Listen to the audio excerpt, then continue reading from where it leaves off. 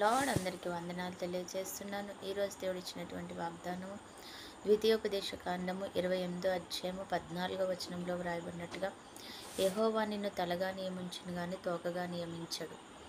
నీ దేవుడైన యెహోవా నిన్ను ఉన్నతంగా ఉంచుతాడు, అంతేగాని తక్కువగా ఉంచాలని ఎప్పుడు ఆయన ఇష్టపడే దేవుడు కాదు. మనల్ని ఎప్పుడూ కూడా ఆయన ఉన్నతమైన ఆశీర్వాదంతోనూ చాలా ఘనంగాను ఉంచుతాడు. అందుకే దేవుని వాక్యం సెలవిస్తుంది, నన్ను ఘనపరచు వారిని నేను ఘనపరుస్తాను. ఆయన ఘనపరచడం అంటే ఇష్టం. నిన్ను ఆయన ఉన్నతంగా చూడడం ఆయనకి ఇష్టం. నలుగురిలో ఉన్నతంగా ఉంచడం కూడా ఇష్టం. మరి నువ్వు దానికి అవకాశం ఇస్తున్నావా?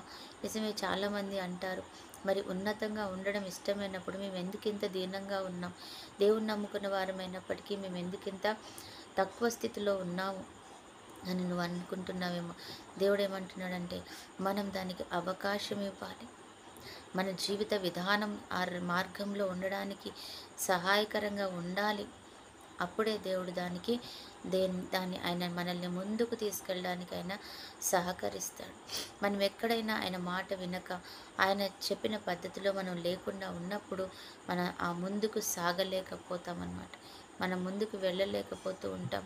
నిజమే కదా. యోసేపుని దేవుడు ఉన్నతమైన స్థితిలోకి ఉంచాలని ఎంతగానో ఆశపడిన, అందుకే ఆయనకు వస్తున్న ప్రతి కష్టంలోనే ఆయన తోడుగా ఉండి నడిపిస్తున్నాడు. ఒక దినాన ఆయనకు ఒక వ్యతిరేకత ఎదురైంది. ఏంటంటే తన యజమాని భార్య అతన్ని నాతో శయనించు అని చెప్పింది. మరి అలాంటప్పుడు ఆ భార్యకి గనక వచ్చిన పరిస్థితిని బట్టి ఆయన లొంగిపోతే తన జీవితంలో ఆ ఆధిక్యతను, ఆ యొక్క అధికారాన్ని పొందుకోకపోయేవాడు కదా. అవును, దేవుడు ఆ వచ్చే శోధనని ఆయన జయించాడు కాబట్టి ఉన్నతంగా ముందుకు తీసుకొని వెళ్ళాడు. సాతానుకు లొంగిపోయి సాతాను యొక్క కౌగిట్లోకి వెళ్ళిపోయి సాతానుతో ఒకవేళ యోసేపు స్నేహం చేసినట్లయితే ఆయన మార్గం ఇంకొకలాగుండేది. ఆయన అనుకున్న మార్గానికి ఆయన చేరలేకపోయేవాడు. అవును, కాబట్టి యోసేపు జీవితం మనకు ఒక ఉదాహరణ. ఆయన ఉన్నతంగా ఉంచాలని ఇష్టపడే దేవుడే. అందుకే చిన్ననాడే ఆయనకు కలనిచ్చాడు. నీ అన్నదమ్ములు నీకు నమస్కారం చేస్తారు, సాగిలపడతారని. అలాంటిది మరి యోసేపుని దేవుడు తిన్నగన్న మార్గంలో తీసుకెళ్తూ ఉన్నాడు.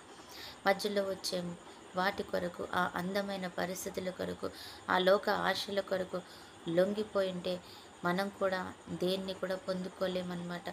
ఈ లోక పరిస్థితులను మనం అధిగమించకపోతే అది పొందుకోలేం. అది దేవుడి తప్పు కాదు, మన యొక్క నిర్లక్ష్యము, మన యొక్క లొంగిపోయే తత్వము మన యొక్క తప్పు అయి ఉంటుంది అనమాట. కాబట్టి ఆయన ఎప్పుడూ నిన్ను తలగానే ఉంచుతాడు. ఆయన ఎప్పుడు కూడా నిన్ను ఉన్నతంగా ఉంచాలని కోరుకుంటాడు. కాబట్టి ఏ పరిస్థితిలో కూడా లోకానికి లొంగిపోకుండా నువ్వు నేను ముందుకు సాగినట్లయితే ఆ కృపను పొందుకుంటాం. ఆమేన్. ప్రార్థన.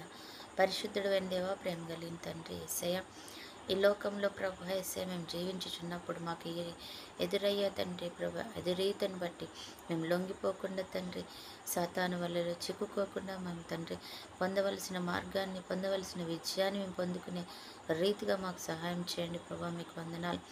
మీ దూతల సహాయం, మీ కాపుదలు మాకు దయచేయండి. మమ్మల్ని ఉన్నతంగా తీసుకుని వెళ్ళండి. మమ్మల్ని మార్గంలో తీసుకుని వెళ్ళి విజయానికి చేర్చుకునే కృపను దయచేయండి తండ్రి. నీకు వందనాలు. అవును ప్రభు, నువ్వు తలగా ఉంచడానికి మాకు ఇష్టపడుతున్నాం కాబట్టి ప్రభా, మేము ఆ రీతిగా ఉండడానికి తండ్రి సహాయం ఇచ్చేయండి. అలాగే ఈరోజు ఎంతమంది బిడ్డలైతే ప్రభా వేసారు తలదించుకొని వారి ఆర్థిక పరిస్థితిని బట్టి, అనారోగ్య పరిస్థితిని బట్టి, కుటుంబ పరిస్థితులను బట్టి ప్రభా యేసయ్య, ఏ పరిస్థితిని బట్టి తండ్రి ప్రభా యేసయ్య ఎంతగానో దీనత్వంలో ఉన్నారు, వారిని జ్ఞాపకం చేసుకుని విడుదల దయచండి, సమాధానం దయచండి.